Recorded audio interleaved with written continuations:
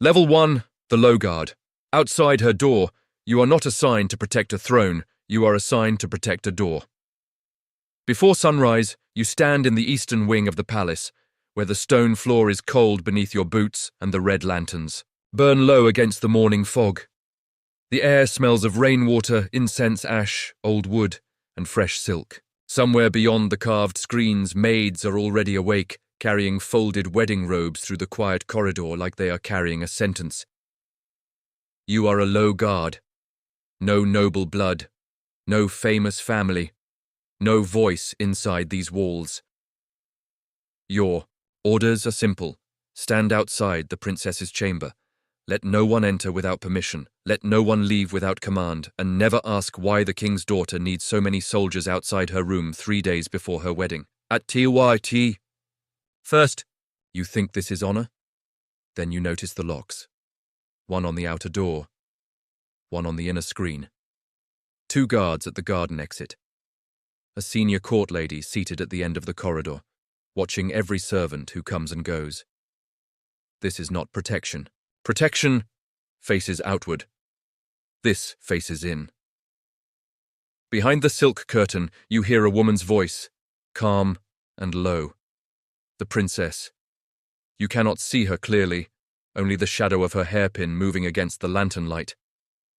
A maid kneels outside, with a red bridal robe folded in her arms, trembling as if the fabric itself is dangerous. The senior court lady speaks softly. The wedding procession leaves at dawn in 3 days. The princess does not answer. The silence is worse than anger. Then, for one brief moment, the curtain shifts. You see her profile. Beautiful, still, unreadable. Not weak, not broken, not begging. She looks toward the door, toward you. And in her eyes, you understand the truth before anyone says it aloud. You are not guarding a princess from danger. You are guarding the danger from escaping. Level 2. The bridal cage. By mid-morning, the corridor outside the princess's chamber fills with women carrying beautiful things that feel like weapons. Red silk folded over both arms. Gold hairpins arranged in lacquered boxes. Jade earrings. Embroidered shoes. Ceremonial belts. A veil so thin it looks like mist caught in thread. Every item is meant to make a bride look honored. Every item makes the door feel more like a prison gate. You are ordered to escort the attendants inside. The chamber is larger than any room you have ever guarded. A bronze mirror stands near the window. Incense burns in a carved holder. Fresh.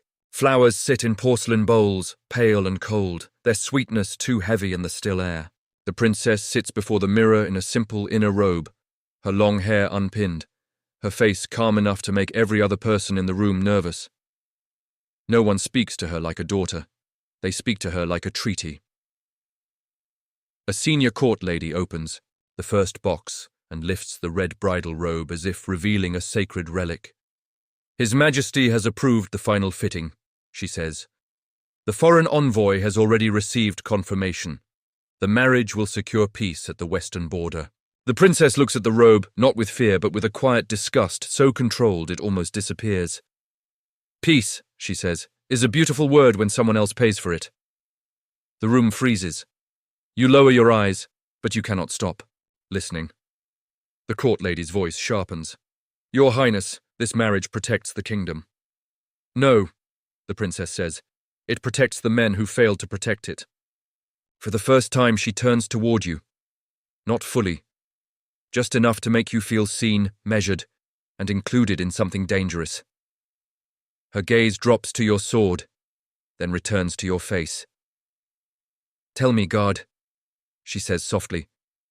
When a door is locked from the outside, are you protecting the woman inside, or the people afraid she might leave? No one breathes. You have no safe answer. And that is when you understand why this room is full of silk, gold, flowers, and soldiers. They are not preparing a wedding. They are decorating a cage. And in her eyes, you understand the truth before anyone says it aloud.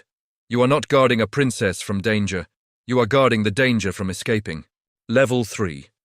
Her first refusal. That night, rain begins to fall softly over the palace roofs. It taps against the tiles, runs down the red pillars, and gathers in dark lines between the stones. You stand outside the princess's chamber with your hands resting near your sword, trying not to listen. But in a palace like this, doors are made of wood, paper, and secrets. They keep bodies out. They do not keep words in. Inside, the senior court lady has returned with 2 officials and a sealed document. You hear the dry scrape of paper being unfolded, then the formal voice of a man trained to make cruelty sound like law. He explains that the princess must place her handprint beside the royal seal. The letter will confirm that she accepts the political marriage willingly, that she honors her father's command, that she understands her duty to the kingdom. For a moment, there is only rain. Then the princess speaks. I will not sign a lie. Dishorn. Words are not shouted. That makes them worse. Quiet defiance travels farther in the palace than rage. You feel the guard across from you stiffen. A maid carrying hot water stops at the corner and lowers her head until her forehead nearly touches the tray. The official tries again. His voice remains polite, but fear has entered it. Your Highness, refusal will be misunderstood. No, she says. It will be understood perfectly. That is why you are afraid. Something heavy is set down inside the room. A brush, perhaps. Or the seal itself. The senior court lady lowers her voice, warning that a princess does not belong only to herself. Her name, her marriage, her body, her future, all of it belongs to the throne. The princess answers slowly. If the throne needs to sell its daughter to survive, then perhaps the throne is weaker than everyone claims. Your breath catches before you can stop it. The door slides open a finger's width. For 1 second, you see her through the narrow gap. She is standing now, not seated, not decorated, not softened by bridal silk.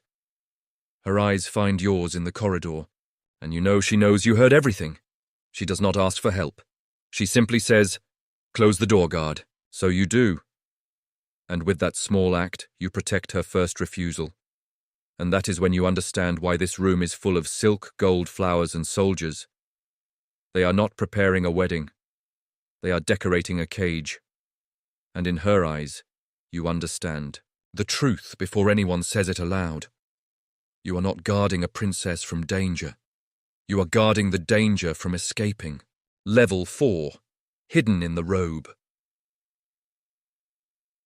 The next morning, the palace seamstresses arrive with the bridal robe.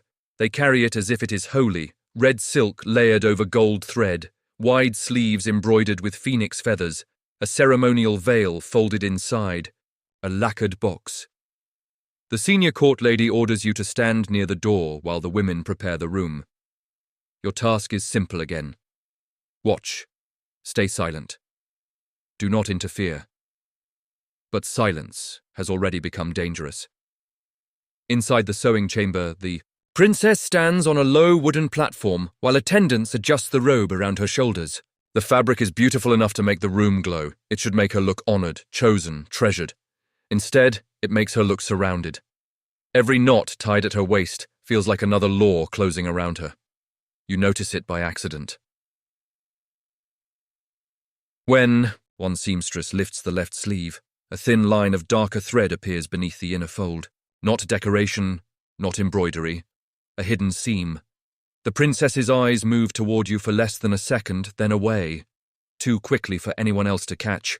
Your fingers tighten. The senior court lady notices your attention. Is something wrong? Guard? You lower your gaze. No, my lady. She watches you long enough to make your neck feel cold, then turns back to the fitting. Good. A guard's eyes should stay on threats, not on silk. But now you know the silk is the threat. Later, when the attendants leave and you are ordered to carry the robe box to the outer dressing room, the sleeve shifts in your hands. A small, folded paper slips against your palm, hidden inside the lining. You do not look at it in the corridor. You wait until you reach the shadow beside a carved screen. The paper is not a love letter. It is a tiny map. A side passage. A forgotten garden wall. a servant gate marked with one small black dot. At the bottom, written in careful strokes, are 6 words: not escape. Return what they stole. Before you can hide it again, the princess appears at the far end of the corridor. She does not look frightened that you found it. She looks like she expected you to. You may still report me, she says. You should. That is your duty. But as the red robe hangs between you like a beautiful chain, you finally understand. The wedding is not the event she fears. It is the cover she plans to use. Level 5. Her messenger. By evening, the map hidden inside the bridal robe has become heavier than your sword. You keep seeing the small black dot in your mind. The servant gate near the forgotten garden wall, the one no noble would ever use, the one half covered by ivy and old stone.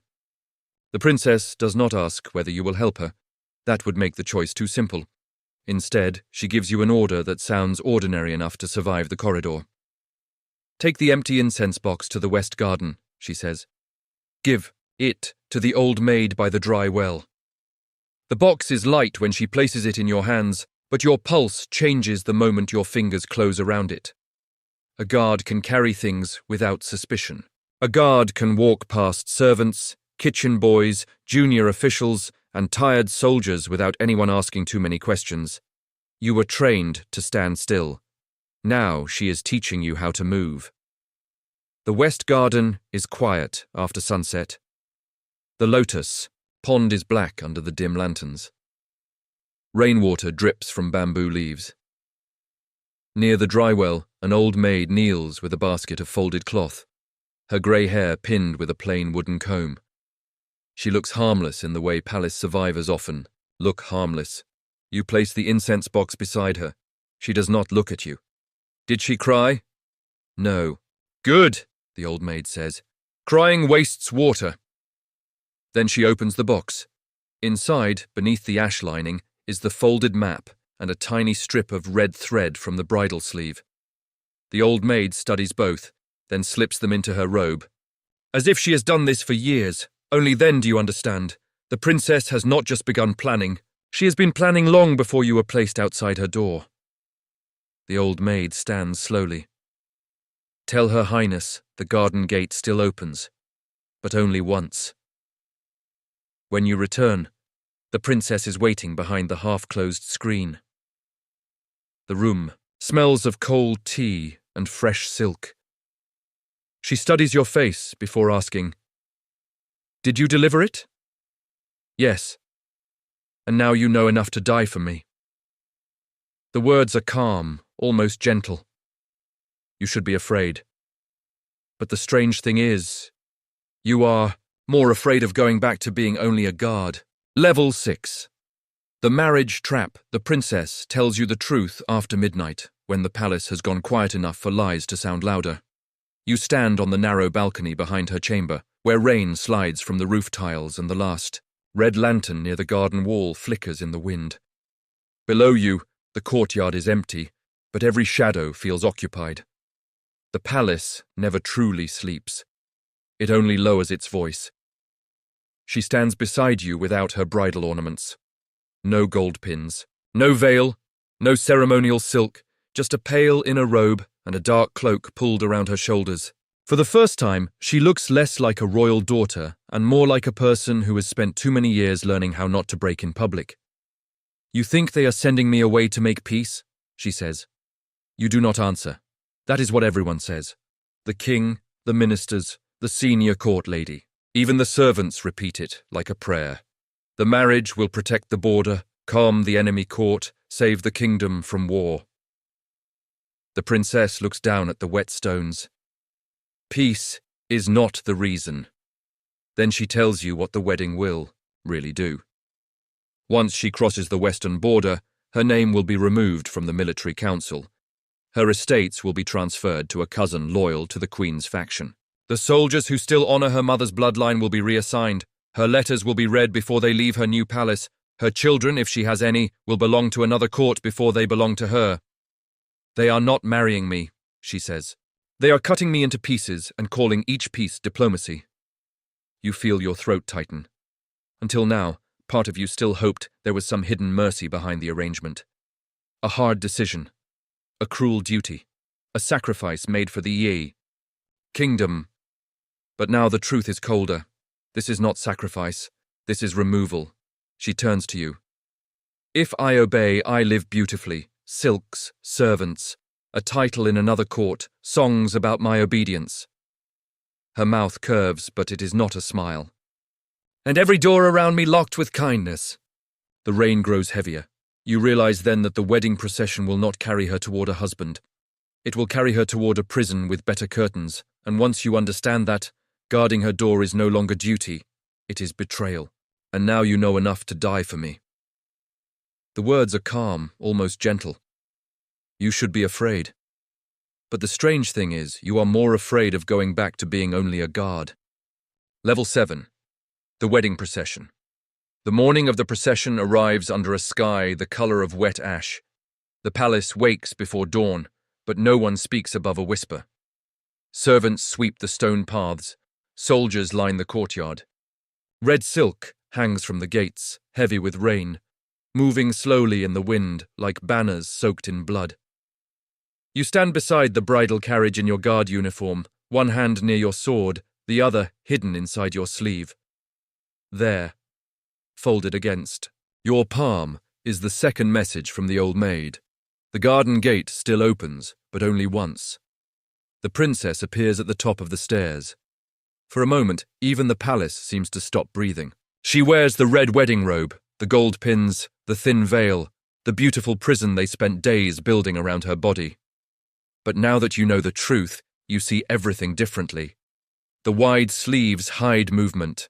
The veil hides her eyes. The heavy skirt slows her steps, but it also conceals the small knife-shaped hairpin she carries as a symbol, not a weapon.